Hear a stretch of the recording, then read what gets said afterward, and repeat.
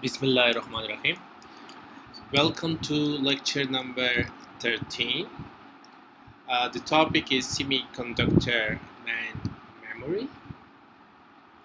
The discussion agenda is we will discuss DRAM, we will discuss SRAM or static RAM, we will ROM, PROM, and different other types of ROM and interleaved memory. We are going to start with chapter number 5, which is about internal memory. So the basic component of main memory is memory cell. In memory cell, we have data in, or we sense data, or it may be also known as data out. The data in operation is actually write operation. The data out operation is actually read operation. We have control. By control, we mean whether we want to perform read or whether we want to perform write. And we have select. Select means that we want to select a particular cell.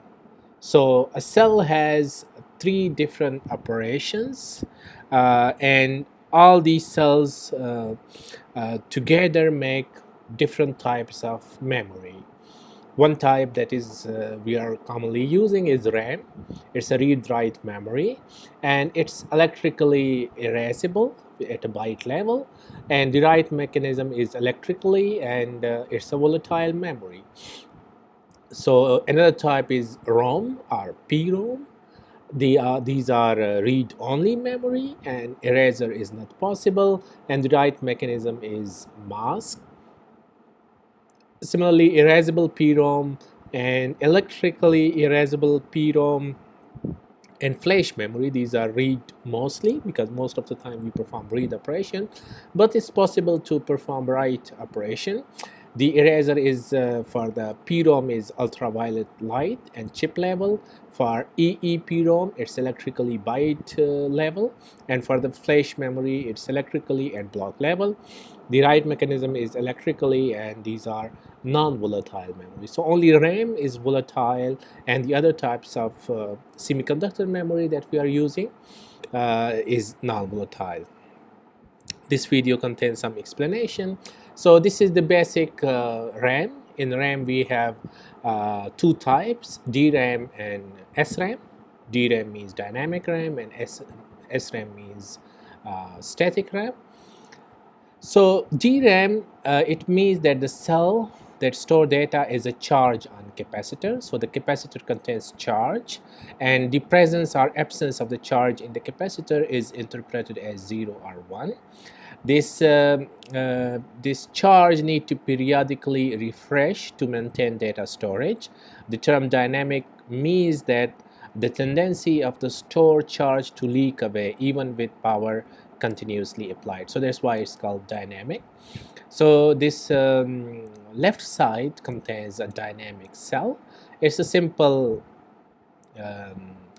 bit line, and then a ground, and which is connected with a capacitor, and then these are connected with a transistor, and this is address line.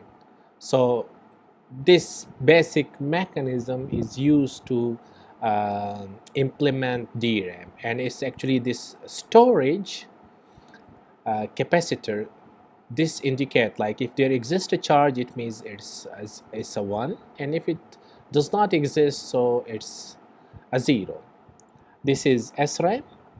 SRAM is much more complicated. There are different transistors, and there are 2 capacitors, and 2 bit lines are used, and they are connected with different mechanism, more complicated than DRAM, but this is what a single cell is. That's why it's more complicated.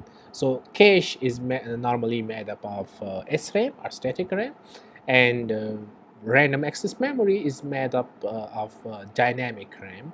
So you can imagine, like, static RAM is expensive because of this complicated circuitry.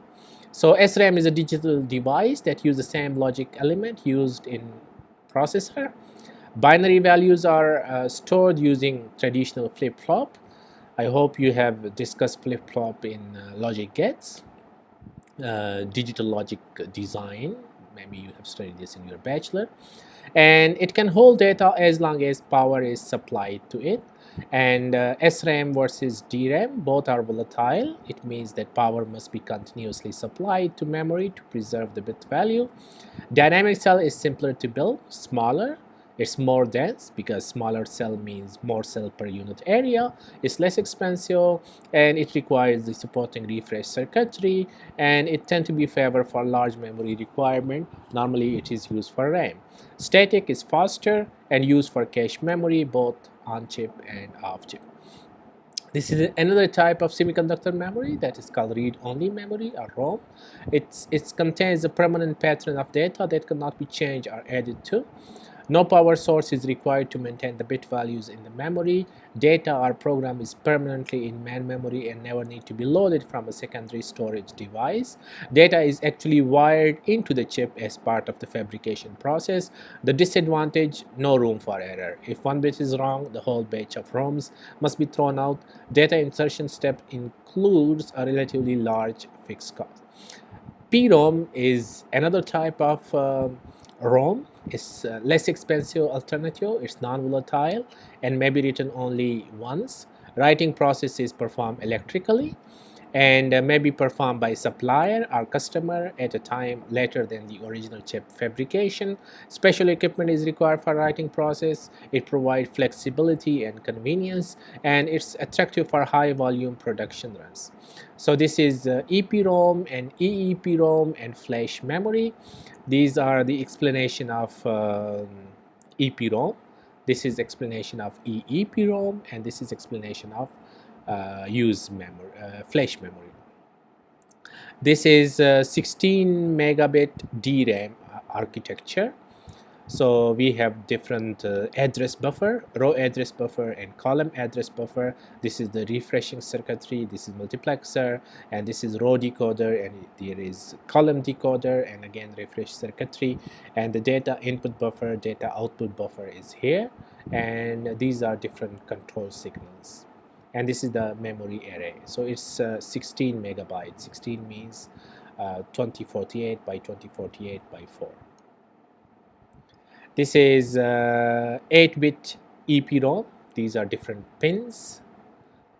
So it's 1 megabyte multiplied by 8. And this is 16 megabit DRAM. So this chip is smaller than this because this DRAM is simpler than ROM.